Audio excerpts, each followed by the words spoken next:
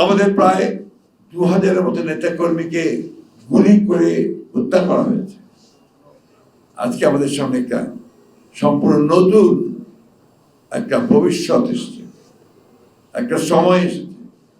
আমাদের মাঝে একটা বিপ্লবের পরে মানুষের মধ্যে একটা নতুন আশা সঞ্চারিত হয়েছে যে আমরা অতীতের সমস্ত জঞ্জালগুলোকে দূরে ফেলে দিয়ে নতুন করে আমাদের দেশকে তৈরি করব, এবং সেটা এই সম্ভাবনা দেখিয়েছে আমাদেরকে আমাদের তরুণেরা, আমাদের যুবকেরা, আমাদের ছেলেরা, এবং অসম্ভবকে সম্ভব করেছে তারা।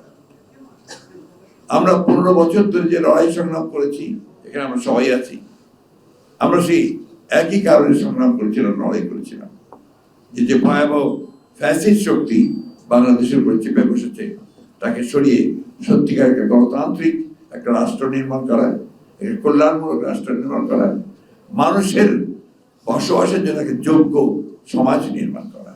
আমাদের প্রায় 800-র মতো নেতা কর্মী তারা গুম হয়ে গেছে। এর মধ্যে আমাদের এমপি ছিলেন ইলিয়াস আলী, সেলিম, পারভেজ সহ অনেক ছাত্র নেতা, যুব নেতা। আমাদের প্রায় 2000-এর মতো নেতা কর্মীকে গুলি করে হত্যা করা হয়েছে। 1,45,000 মামলা করা হয়েছে আমাদের 60 লক্ষ মানুষের বিরুদ্ধে 15 বছরে। আমার বিএনপির একটা মানুষও খুঁজে পাওয়া যাবে না যার বিরুদ্ধে মামলা নেই, সেই ইউনিয়ন পর্যায় থেকে শুরু করে একেবারে কেন্দ্র পর্যন্ত।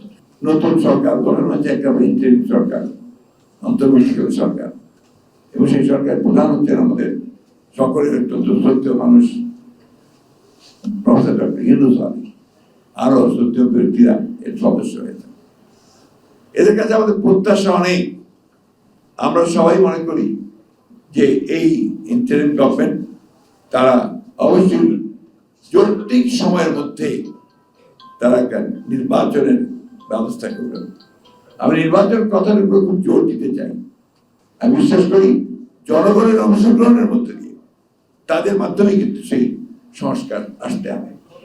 আমরা বিশ্বাস করি যে আমাদের এখন যারা ইন্টারিম গভর্নমেন্টে কাজ করছেন তারা সবাই অত্যন্ত আন্তরিক, তারা যোগ্য মানুষ, কিন্তু আমরা এটাকে আরো ভিজিবল দেখতে চাই, আরো দৃশ্যমান দেখতে চাই। আমরা দেখতে চাই যে প্রধান উপদেষ্টা তিনি অতি দ্রুত জনগণের সামনে তিনি কি করতে চান তা উপস্থাপন করবেন। আমরা দেখতে চাই না যে সমস্ত ব্যক্তিরা হাসিনার পাশে থেকে, হাসিনার সঙ্গে থেকে তার দোসর হয়ে তারা মানুষের উপর নির্যাতন নিপীড়ন করেছে, লুটপাট করেছে, দেশের পাচার করে দিয়েছে, তাদেরকে আমরা আশেপাশে দেখতে চাই না।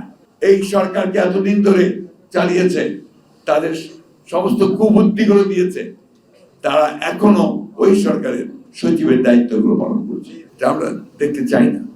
আমরা দেখতে চাই যে অবিলম্বে ওই ব্যুরোক্রেসিতে যারা প্রো পিপুল আছেন, যারা জনগণের সঙ্গে সম্পৃক্ত আছেন, সে আইন মেনেই সব মেনেই তাদেরকে আমরা পাশে দেখতে চাই।